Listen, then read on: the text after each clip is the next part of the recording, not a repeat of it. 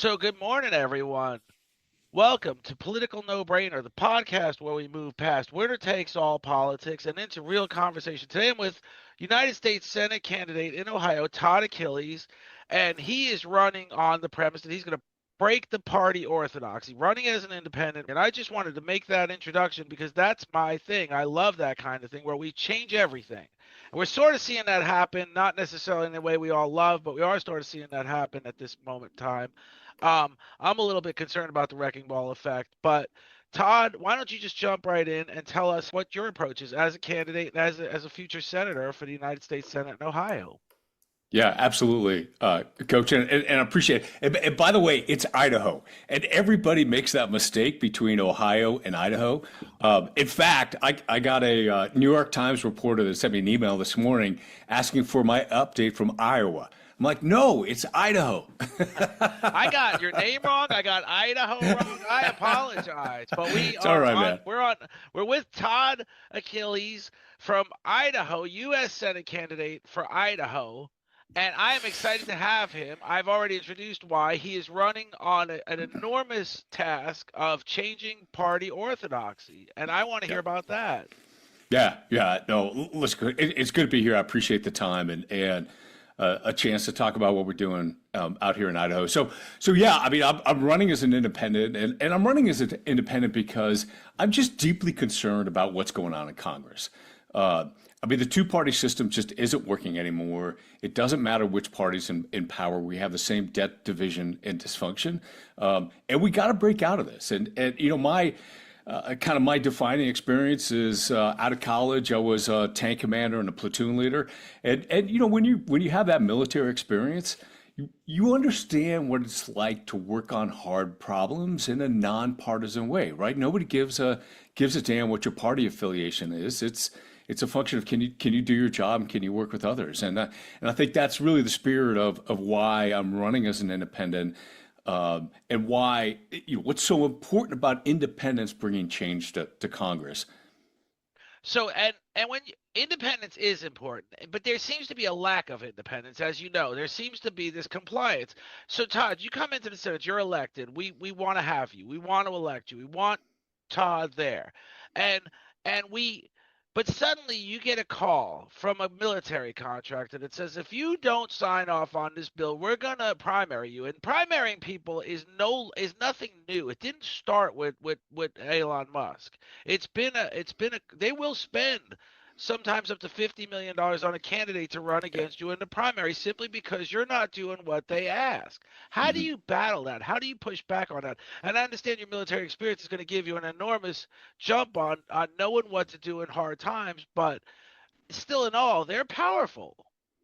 Yeah. No, and that's a great scenario, and frankly, that's the essence of the problem right now, right? I mean, both of the parties have so much money. They're effectively picking the candidates, and they are deciding the fate of members of Congress when it comes time to run again, right? You either toe the line, or we're going to cut off the $20 million you need for your Senate reelection campaign, and that's I think why running as an independent is so meaningful. Well, first of all, I don't have a primary as an independent, so right, Well, you got that's that true. advantage. You got that. You do have that advantage. That's absolutely true. You do have that advantage. But these are my campaign is the essence of a grassroots campaign, right? And I think Coach, the really cool thing is, I mean, particularly in Idaho, right? I mean, Idaho's a supermajority Republican state. 67% of the state voted for President Trump.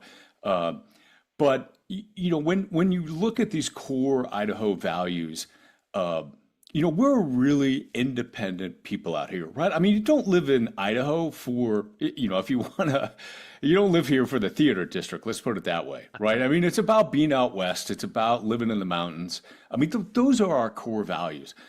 Um, and the numbers are really important in Idaho. And let me just run through them. So when we closed the primaries in 2012, 70% of Idahoans were unaffiliated with a party. 70%. That was by far the highest in the country. Number one. Number two, Boise State University does a public policy survey every year, and the last one they did, you got roughly 65% of Idahoans who self-identify as independent, or, I'm a Republican, but I lean independent. And then I think the big number right now is just this broad national dissatisfaction with the parties. Those numbers from Gallup from, I think 2 or 3 weeks ago, 45% of Americans identify as independent. Right? The independents are now bigger than either party. And what's really interesting is among younger voters, millennial and Gen Z, it's like 55%. So you've got this huge national wave, just dissatisfaction with the parties. In Idaho, you've got this ethos, these core values about being independent. And so that's where the energy for the grassroots comes in. And then just getting back to your point about what do you do if somebody throws a couple $1 million against you? Right? I mean, the only way to defend against that money is in the grassroots movement, is in engaging with people, having those conversations, and building an army of volunteers supporting the campaign. That is the one and only way you beat the money.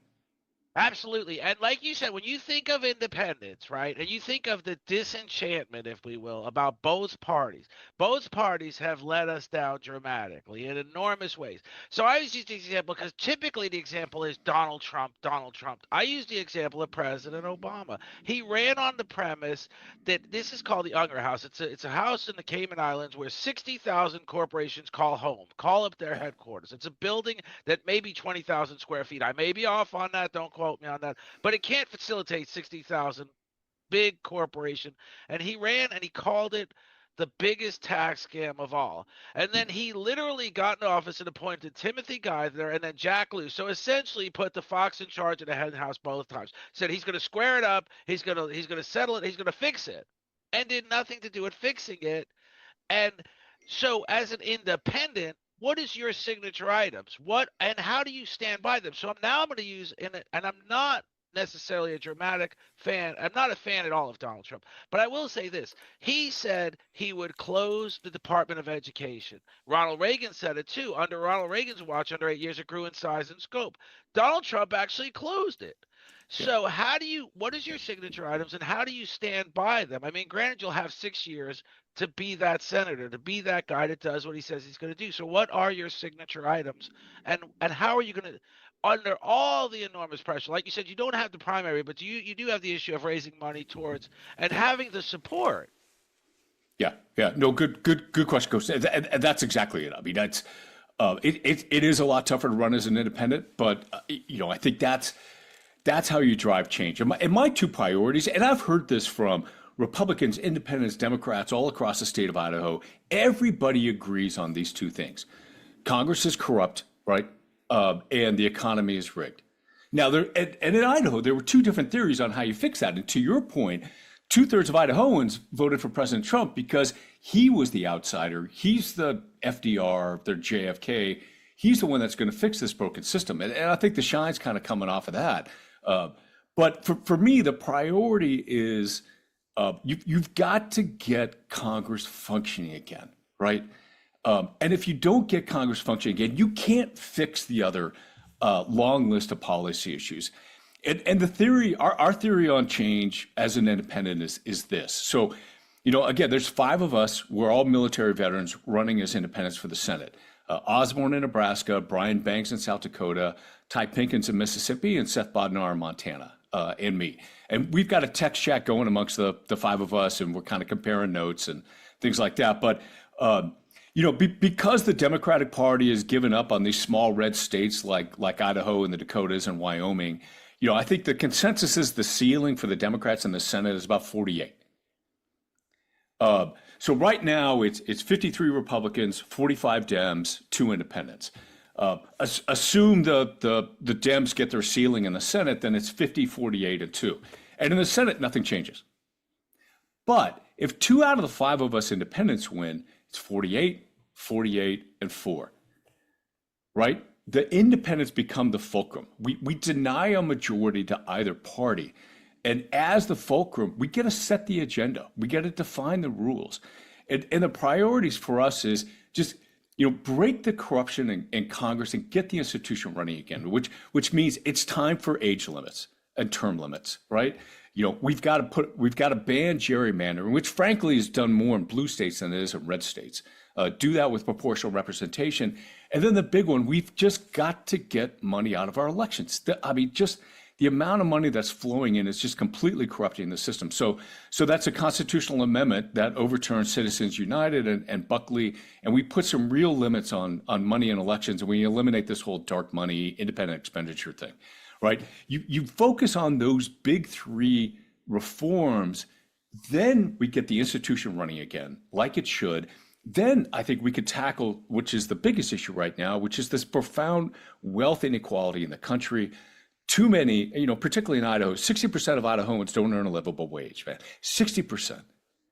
There are families struggling all across our state for no goddamn good reason other than corporate greed.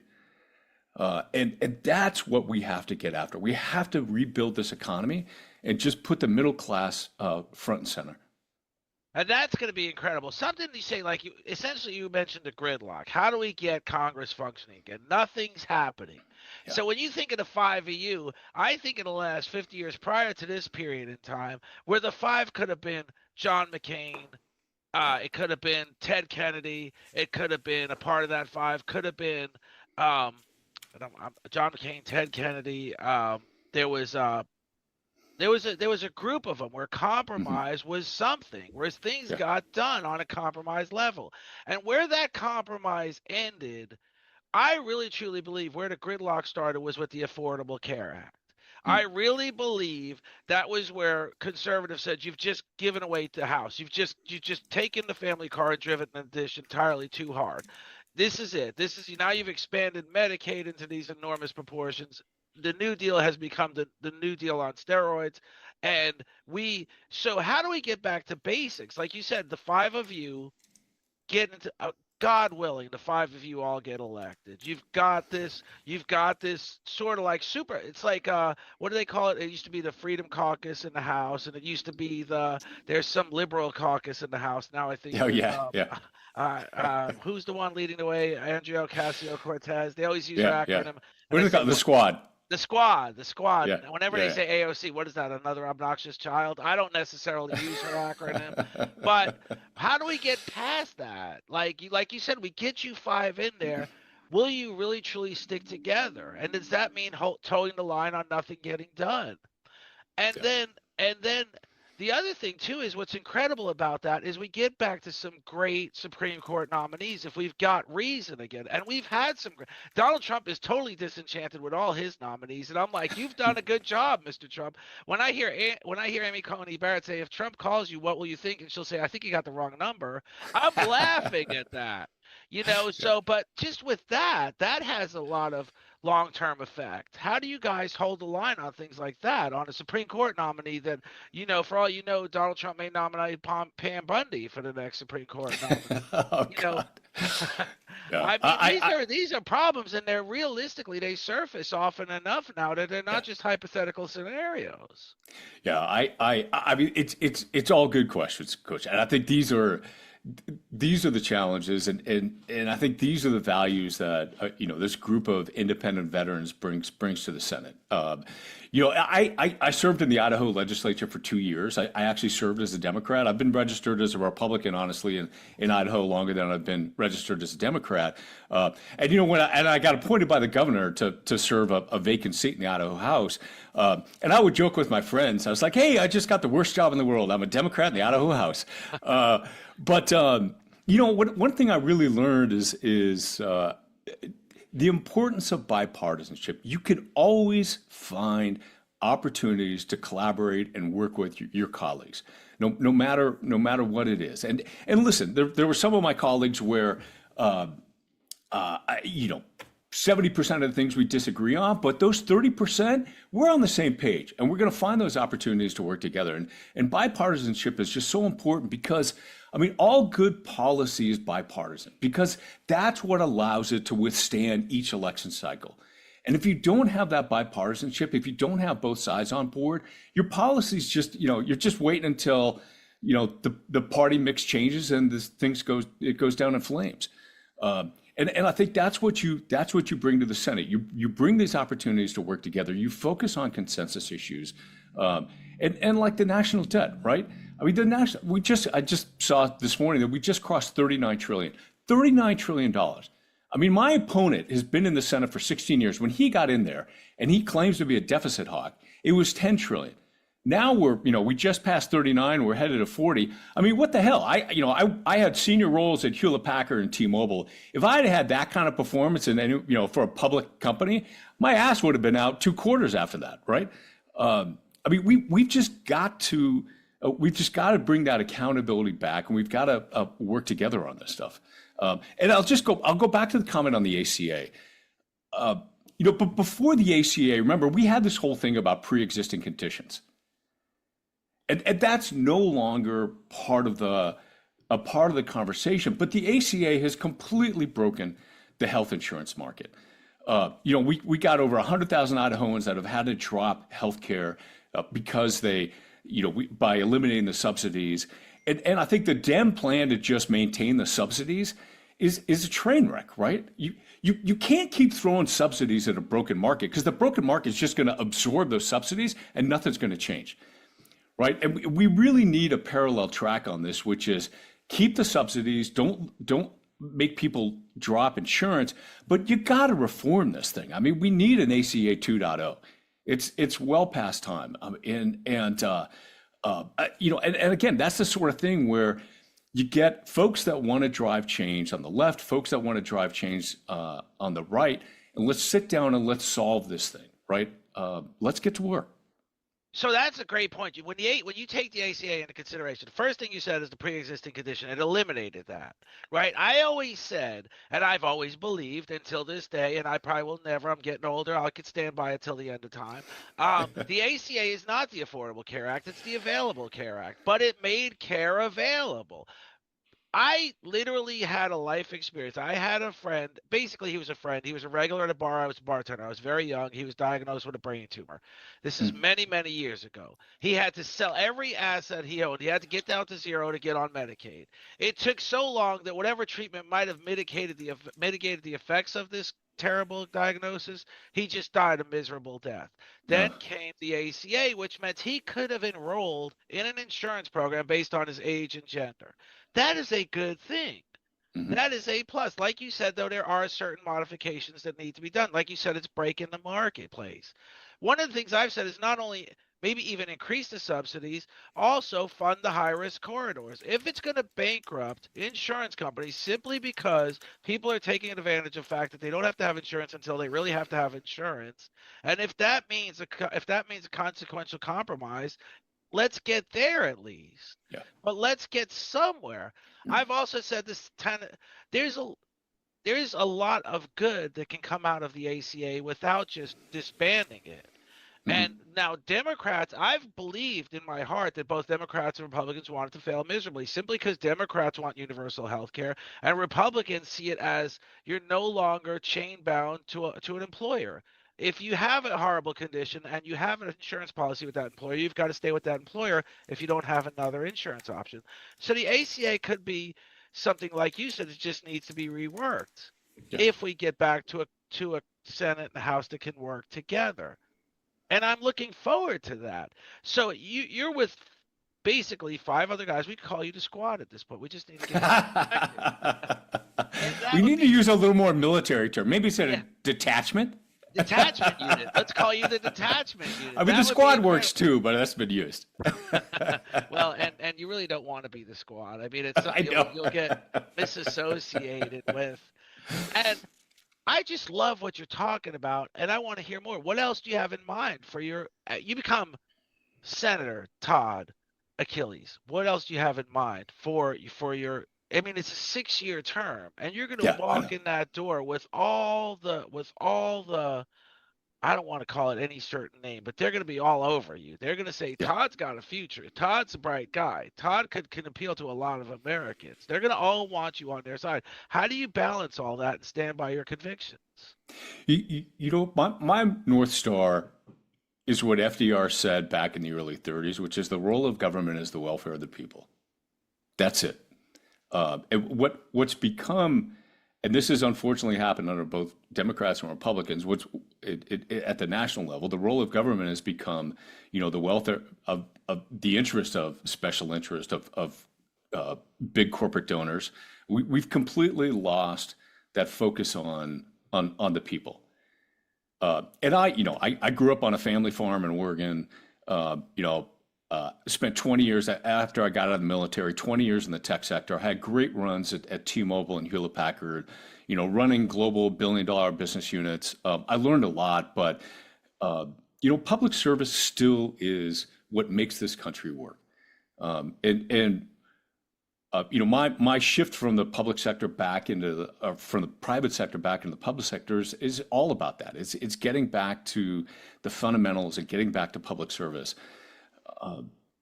When you look at what's going on, and I think going back to your question about priorities, one of the things that just profoundly concerns me is just how we've kind of tilted our system towards corporate America and away from the people. Everything we've done for the last 20 or 25 years has been, really good for corporate America and crappy for the middle class. And here's an example of it. So in Idaho, we passed Medicaid expansion as a citizens initiative in Idaho. And right now there's about 85,000 Idahoans in the Medicaid expansion program, right? And remember, Medicaid expansion was to fill that donut, which is you're making money. You got too much to be eligible for Medicaid, but not enough to be eligible for the health exchange. We've got a great health exchange in Idaho. So 85,000 Idahoans. So when I was in the legislature, I had the Medicaid office. I was like, guys, who are these people working for? Give me the list of employers. Took them about 6 months. Guess who the top 3 employers in Idaho are? Go ahead. I was going to guess farmers is one, but It's Walmart's number 1, Amazon's number 2, McDonald's is number 3. wow. So these are, let's just focus on Walmart. Walmart's the biggest private employer in the state of Idaho, 9,000 employees. They've got 27 stores. They do over $3 billion of revenue in the state. They probably ship back to Arkansas 250 million in profit. And 1 in 8 of their employees is getting health care from Idaho taxpayers, right? That's just this corporate socialism that we see pop up again and again. That Idaho taxpayers are subsidizing, one of the biggest companies in the world, and that's just wrong. But Walmart's manipulated the original terms on the ACA, so that anybody that works less than 30 hours, they don't have to provide health care for. So guess what Walmart does and Amazon does and McDonald's do? They cap the hours at 30. And so these employees who 3/4 of their time during the week is working for an employer that doesn't give them any benefits, that doesn't help them out, and who has to, where do they go? They fall into the social safety net. And it's this kind of runaway corporate socialism where these companies are just chasing profits, irregardless of the welfare of their employees, the impact on the community, and frankly, the impact to our national security. And this is the kind of stuff where we absolutely must roll it back. And listen, I mean, I've sat in the boardrooms of Fortune 100 companies and I've been a part of these conversations, and I'm just absolutely disgusted by what I see from corporate America today. It's fundamentally irresponsible, and we're putting the whole nation at risk. And this is once we get these reforms and we get the institution, we get Congress working again, we have got to tackle this just profoundly imbalanced and rigged economy where employees are treated like crap, entrepreneurs don't have a chance, and frankly, the free market, the free market just doesn't exist in too much of the country now. So you get to the Senate, and what's the chances of Todd Achilles taking the lead on just fixing the ACA first? You've got the most successful exchange in the country, and you were a part of that. You bring up a great point. You've got 3 enormous employers that don't provide. Well, you mentioned one. Let me not quote you as saying all 3. One in particular that doesn't even provide its employees health care. And they're, like you said, sending back to their corporate office $250 million every year in profit. But still, there's no consideration of giving. And you say we've rigged the system. Let me tell you a little rig. When you talk about Amazon, J.P. Morgan, and Berkshire Hathaway got together. They said they're going to create an insurance company for just their employees. They didn't create the insurance company. It was called Haven. It never happened. They all agreed we failed miserably. Sorry, let's just wrap up the office, right? But what did happen was Amazon suddenly became the biggest prescription provider in the country. Yeah. Prior to that connection, prior to that important access to a lot of important information, they had bought PillPack. Then they became the most biggest. I literally got an email. In order for me to get my prescriptions for my glaucoma, I need to be a Prime member. I'm like, how did this all Yeah. happen? Yeah. Yeah. Oh, When that's did such this a good take example. shape? When did this just take shape? And it took shape behind the scenes because I'm not saying Americans are ignorant. They're ignorant to how corporate America has consumed everything the little guy used to do well. The little Hmm. guy used to be the greatest pharmacy you go to. You go to the guy, you knew his name, your kids got candy, and then you got your medicine while you were waiting. That's over now. I mean, Yeah. Amazon has absorbed the pharmacy community. Yeah. You're the guy that could at least, the one thing you could take the lead. They're going to say, you're the new guy. You need to just sit back and we'll send you what to vote on and what to vote. No, Todd's got to say, no, F you. I may not get reelected, but I'm going to stand on my ground for 6 years. Yeah. And And you're, this is a perfect example of what the problem is, right? And this is the, and there's the positives of the Obama administration, but the ACA, they just caved to the insurance companies, and then when they started vertically integrating, right, pharmacies and PBMs and everything else, where they're doing just that example, they're taking a cut out of every single step on the, on the healthcare experience, and nobody cracked down on them. Why? Because they're huge donors. I mean, my opponent is taking huge checks from the healthcare industry. But healthcare, when I'm out talking to Idahoans, and I've been, we've done close to 100 town halls and meet and greets. I've been to all 44 counties across the state. Healthcare comes up again and again. In some towns, the top three topics are healthcare, healthcare, and healthcare, right? Because people are getting priced out. They can't afford it. And what's interesting in a rural state like Idaho, 60% of our hospitals are small rural hospitals, which means less than 15 beds. 60%. And that one big beautiful bill that passed with those Medicaid cuts, I mean, because we don't have a lot of large employers, because we're a more rural state, these rural hospitals are disproportionately impacted by Medicaid payments than we do in a more urban state. And as a result, the one big beautiful bill has a disproportionate impact on Idaho's rural hospitals. And I've talked to these hospital CEOs all around the state, and I'll tell you what, Coach, they're phenomenal people. They're busting their asses to keep the doors open, to take care of their communities, but they're operating on 1 or 2 points of margin. Maybe they got 30 days of cash in the bank. And when you're cutting 4 or 5% on your Medicaid reimbursement, that's it. That's the difference between keeping these doors open and closing them. And when you close these rural hospitals, now that, the next one is an hour or 2 hours away, and God forbid something happens to you during the winter when the drive is twice as long, I mean, you just see these cascading effects. And this is why, the role of government is the welfare of the people. We've got to lean in and protect these hospitals and not do these just kind of lazy programs without understanding the real impact in the state. And unfortunately, in Idaho, we've got two of the most powerful senators out of the 100, right? Crapo on the Senate Finance and Risch on Senate Foreign Relations. No one state has had chairs of two of the big four committees in at least 50 years. So when you look at Idaho and the Senate, man, we're punching way above our weight. And what the hell are we getting for it? I mean, these guys are cutting the money for our hospitals. I mean, you just go down the list, and we're just, they're taking advantage of us, and every Idahoan sees it, and that's why they're so excited about my campaign. I'm excited about your campaign, and I'm excited about you taking the lead on the ACA. That's one of the biggest. That's one of the biggest sticking points out there. And like you said, when the beautiful bill came through, it wiped out a lot of people's health. Not I just know. like you said, a lot of hospitals closed. That's a fact. When you Yep. talk about transportation, you sort of alluded to it being getting in your car. They've cut out medical transportation to save expenses. I mean, there are people that need airlifts and ambulances to get them to the hospital to make it in time. When Yeah. seconds count, and you don't have those ambulances.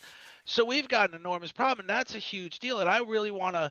I know you've got an enormous task in front of you, and I'm extremely encouraged by the fact that you are running for the Senate. There's other. I would love to have all five of you guys on the You podcast should. together. Absolutely. I mean, send them an email because I am inquisitive, but I want to listen to everything you have to hear, everything you have to offer, because this is the kind of thing that I always say, even though we're in a shitstorm right now, a lot of good can come out of it. Never waste a good crisis.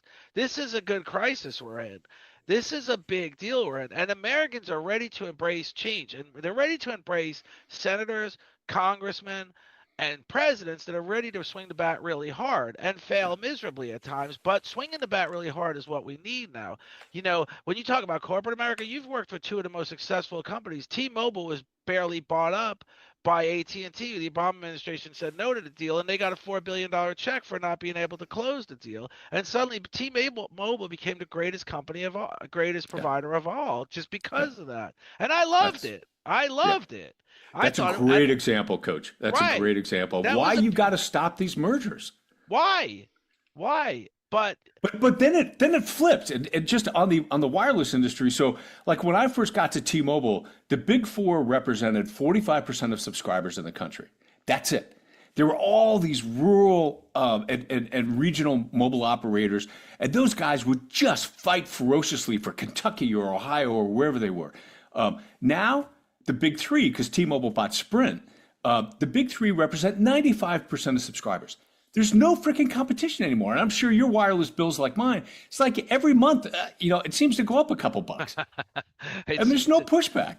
it's the same thing with internet too. No matter what they Yeah, increase I it to, know. I I can't know. change. I can't do anything Yeah. about it. And Yeah. we'll survive it. But I love the fact that we're in this mess, and there's people like yourself, candidates like yourself, that are going to change everything. There was an example. President Obama was fairly popular. Even the people that didn't like him considered him articulate, considered him intelligent. Yeah. But I always say, keep in mind one thing. During his 8 years, we as Democrats lost 1,200 seats across the country, local government. We need to get back to local government running the show, not necessarily the president taking up all the attention, and senators running the show. And senators, because presidents don't write legislation, they sign them into law, but senators are really the ones that write legislation and make them law. If it gets through the Yeah. Senate, you've accomplished a big task. You can get anything through the House. I mean, those guys got 2 years to say they accomplished something. And then Mike Johnson has 2 years. I mean, he'll probably slip past the goalie again to get reelected again. But what has he really done other than kiss Donald Trump's ass? But Yeah. you guys got 6 years to make something happen, and you do it well. And I'm looking forward to you and if you want to talk about those five other guys before we go, and I'm looking forward to a podcast with all six of you on the podcast. Yeah. No, I'll send a note to the group. I'm sure they'd love to do it. But again, it's Seth Bodnar in Montana, former president of the University of Montana, and he was a West Pointer, Special Forces. Dan Osborne in Nebraska. Dan ran in 24. He's a Navy vet, and Brian Bangs in South Dakota. Brian, career Air Force. He and law professor at the Air Force Academy. And then Ty Pinkins in Mississippi. And Ty enlisted in the Army when I think he was 17, had an amazing career, left as a chief warrant officer for 3, law degree from Georgetown, just an amazing individual. And then there's me, goofy farm kid from Oregon. I think you're going to be incredible in the Senate. I am really looking forward to seeing you get elected and while watching your career, and I want us to meet everybody on 6 people and just talk about, because I would love to see all 6 of you get elected and change the way we do business in government. And that's something people are yearning for. Everybody's full of information. At this point, we're all yearning for wisdom. And if there's 6 guys, a group like you, that can bring that to the table in Washington and be senators, which is basically the most powerful position in the country. Because like I said, presidents don't write laws. The Senate writes the law, and the president just signs them into law. We're looking at a big, enormous change, and that's the kind of podcast I want to build too. I ran for office, and all I ever heard is you're not raising enough money, and I'm like, you know what? I'm not really into raising money. I'm into raising awareness. So I'm getting out of this business of politics. I get the same comment on the money. I mean, it's a lot. Listen, running as an independent is not the easiest path to do, but it is the right path. And so we're plowing through it. We just got some polling back 2 days ago that shows us among informed voters, we're up by 3 over the incumbent. This guy's been in Idaho politics since 1970, right? Since I was 2.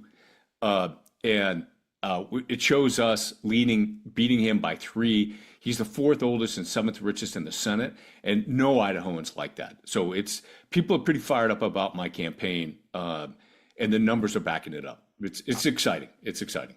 I'm fired up about it big time. I'm not an Idahoan. I'm a Floridian, but I'm fired up about it big time because it's gonna have a lot of consequential effect. I've actually got a guest that's been on the show a couple of times. Her name is Laura Lucra, the president of the Independence Center, and I would love you guys to talk too. And I'm excited, Todd. I'm excited because this is what we need. This is what we need coming out of what we're in. Is Yeah, change in a positive way. It's okay to have a shitstorm. It's just when you're done with it, I want to build bigger and better structures.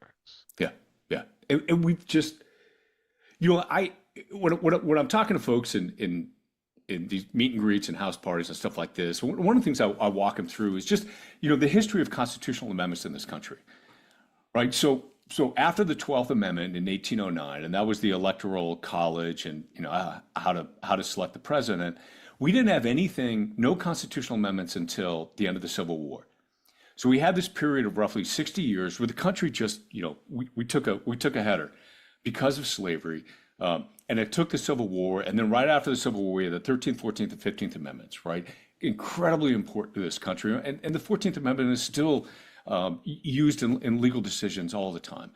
And then we had another dry period, and then during the Gilded Age, much like it is now, with this massive wealth concentration. And then we had another burst of constitutional amendments in the early 1900s, another dry period, civil rights movement after World War II, another burst of amendments.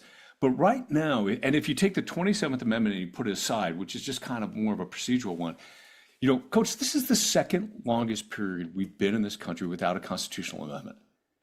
It's over 50 years. And everybody sees that the system's just not working again, right? And we've got to reform it. We've got to rejuvenate and renew our democracy, or we're not going to make it to our 260th birthday, man. It's not going to happen. Term limits, age limits, a ban on gerrymandering, right? And then getting money out of elections. Everybody sees it.